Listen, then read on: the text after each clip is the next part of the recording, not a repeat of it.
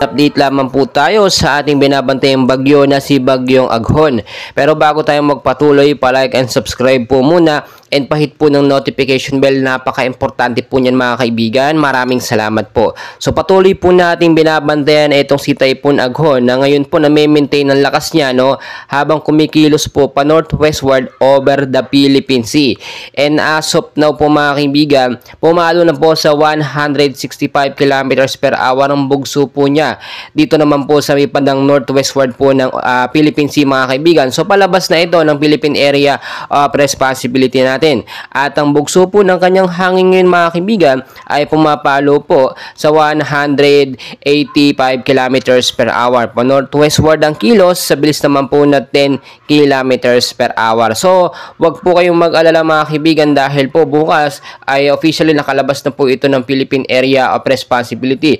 Pero sa ilang bahagi po ng ating bansa dito sa may bandang North Luzon ay apektado pa po ng Tropical Storm Wind Signal number 2 ang ilang bahagi. Dito po sa may southeast portion po ng Isabela, Dinapique, Palanan at ilang bahagi po ng northern portion po ng Aurora, Disalag at Kasiguran po ay apektado po yan ng signal number 4. May ilang bahagi naman po dito sa may bandang North Luzon apektado rin po, no, ng signal number 1. The northeastern at southeastern portion po ng Isabela, apektado po yan. Kasama po ang Dibilacan, San Mariano, San Gil, at ilang bahagi po ng Calaguas Island. So kung titignan po mga kaibigan, no, ngayon po sa ilang bahagi ng ating bansa, nakakaranas pa rin po ng mahinang pag-uulan. Do dito sa Metro Manila, wala na po tayong pag-uulan na nararanasan pero medyo makulimlim po. Kung titignan po ninyo, anytime posible pong bumuhos ang biglaang pag-uulan. But ayon sa Pag-asa, malabo na po magkaroon ng pag-uulan, no, dahil nga po etong si Bagyong Aghon ay totally dire-diretso na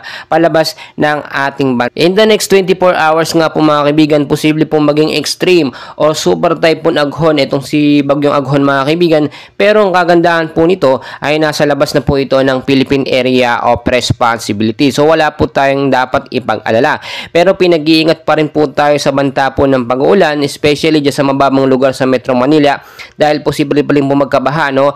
At doon sa mga landslide prone area sa matataas na lugar po, mag-ingat din po tayo kung sakali po magkaroon ng malakas at patuloy na pag-uulan. Tinitignan po natin upon checking sa ating pinaka-live radar kung may bagyong kasunod na nga ba itong si Bagyong Aghon, dahil nga po papasok na ang rainy season. We are expecting tuloy-tuloy po ang pag-uulan, no? Marami nagsasabi na mahina naman itong Bagyong Aghon at ang ibang bahagi ng ating bansa ay sobrang init naman din ang nararanasan ngayon. Huwag kayong mag-alala mga kaibigan dahil nga po kung titignan po ninyo sa ating pinaka-live radar, no, paalis na nga po ng Philippine Area itong si Bagyong Aghon pero mag-iiwan pa po ito ng pag-ulan-ulan sa ilang bahagi po ng ating bansa. So mga kaibigan, dyan lamang po kayo. Patuloy ko po kayo muling i-update and please huwag na huwag pong kakalimutan mag-like and subscribe. Maraming salamat.